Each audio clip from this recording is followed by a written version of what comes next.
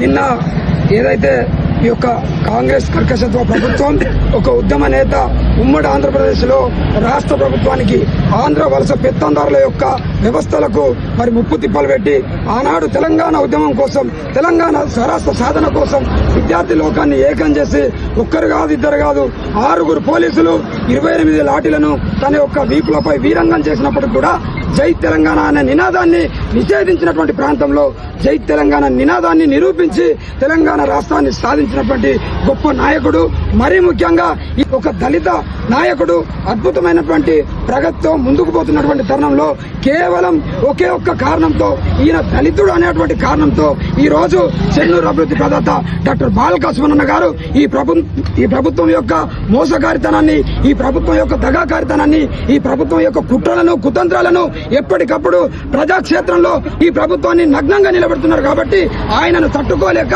ఈ రోజు అక్రమ కేసుల పేరిట మరి ఈ రోజు కేసుల పర్వం సాగిస్తున్నటువంటి ఒక రేవంత్ రెడ్డి ప్రభుత్వం నిన్న ఏదైతే రాష్ట్ర ముఖ్యమంత్రి గారు, అదే విధంగా చెన్నూరు మంత్రి వివేక్ గారు రాత్రి 1:30 దాకా వాళ్ళు నిద్రపోకుండా ఫోన్లలో సంప్రదించి పోలీసులకు ప్రెజర్ పెట్టి నిన్న 1:32 అరెస్ట్ చేసి జైలుకు పోయేంత వరకు కూడా ఈ యొక్క ముఖ్యమంత్రి కాంగ్రెస్ పెద్దలు నిద్రపోలేదంటే ఈ యొక్క కాంగ్రెస్ కర్కశతో ప్రభుత్వం ఒక దళిత నాయకునిపై ఏ విధంగా కక్ష కట్టిందో ఈ సందర్భంగా ఈ తెలంగాణ రాష్ట్ర ప్రజలందరూ కూడా గమనించాలి.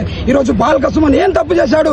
తెలంగాణ రాష్ట్రాన్ని సాధించడం తప్ప, తెచ్చినటువంటి తెలంగాణ రాష్ట్రంలో చెన్నూరుని అభివృద్ధి పథంలో ఉంచడం తప్ప, చెన్నూరుని అద్భుతమైనటువంటి ప్రాంతంగా తీర్చిదిద్దడం తప్ప అని నేను అడుగుతున్నా.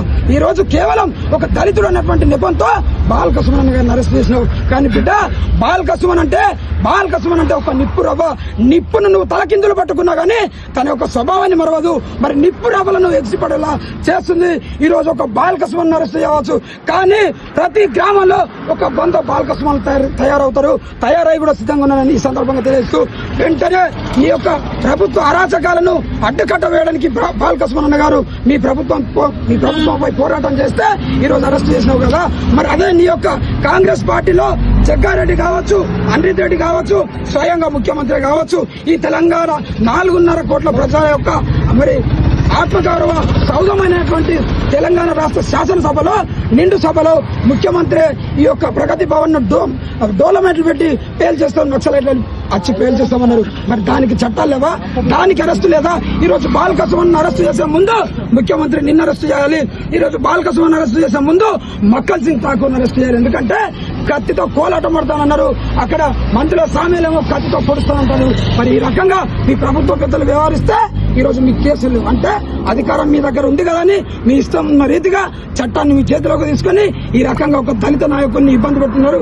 కాబట్టి మీకు చేతనైతే కళ్ళల్లో మూలుగుతున్నటువంటి మక్కల్ని ఎందుకు కొనుగోలు చేయలేకపోతున్నారు? కళ్ళల్లో మూలుగుతున్నటువంటి మక్కల్ని ఎందుకు కొనుగోలు చేయలేకపోతున్నారు?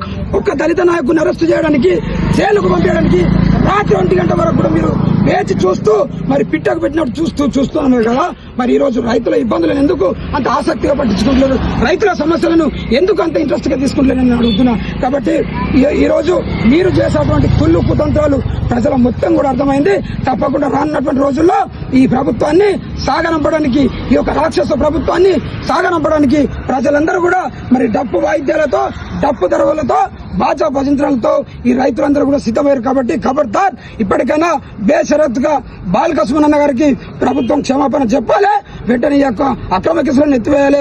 లేకపోతే తప్పకుండా ప్రతి ఒక్క గ్రామం కూడా, చెన్నూరు నియోజకవర్గంలోని ప్రతి ఒక్క గ్రామం కూడా 102 గ్రామ పంచాయతీలు కూడా మరో తెలంగాణ ఉద్యమం